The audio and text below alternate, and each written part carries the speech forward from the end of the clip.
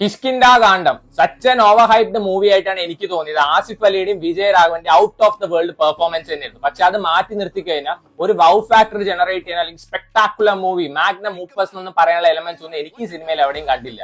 ചിലവർ പറയുന്നത് ദൃശ്യത്തിന്റെ മുകളിൽ നിൽക്കുന്ന സിനിമയാണ്, മെമ്മറീസിന്റെ മുകളിൽ നിൽക്കുകയാണ്, ട്വിസ്റ്റുകളുടെ ആറാട്ടാണ് എന്നൊക്കെ പറയുന്നുണ്ട്. അതും എനിക്ക് എവിടെയും തോന്നിയില്ല. അവസാനമൊക്കെ എത്തുമ്പോഴേക്ക് ഇത് എങ്ങോട്ടാണ് ലിങ്ക് ചെയ്തതെന്നൊക്കെ നമുക്ക് ഏകദേശം പ്രെഡിക്ട് ചെയ്യാൻ പറ്റുന്ന പോലെ തോന്നിയത്. അതായത് കുറെ കാഷ്വൽ ആയിട്ട് നടക്കുന്ന കാര്യങ്ങൾ ചിലപ്പോൾ വലിയൊരു ട്രാജഡിയിൽ ചെന്നെത്തുക. അതാണ് ഈ സിനിമ പറഞ്ഞു പോകുന്നത്. നമുക്ക് വേണമെങ്കിൽ my cup of tea, not my cup of tea എന്നൊക്കെ പറയാൻ പറ്റുന്ന cinema definitely not my cup of tea ആണ്. കാരണം ഈ ഹൈപ്പ് തന്നെയാണ്. ഈ ഹൈപ്പ് ഇല്ലാതെ ഞാൻ ചിലപ്പോൾ ഈ സിനിമ കാണാൻ പോയിട്ട് വെച്ചാൽ എനിക്ക് ഇഷ്ടപ്പെട്ടിട്ടുണ്ടാവും. ഇങ്ങനെ ഓരോന്ന് തള്ളി മറിച്ച് കഴിഞ്ഞ ആരും കുറ്റം പറഞ്ഞിട്ട് കാര്യമില്ല. നമ്മുടെ എക്സ്പെക്ടേഷൻസും ഹൈ ആവും. അപ്പൊ നമ്മൾ ഓവർ പ്രതീക്ഷിക്കും. അതൊന്നും കിട്ടിയില്ലെങ്കിൽ സിനിമ ഇഷ്ടപ്പെടാതെ തന്നെ ഇരിക്കുള്ളൂ.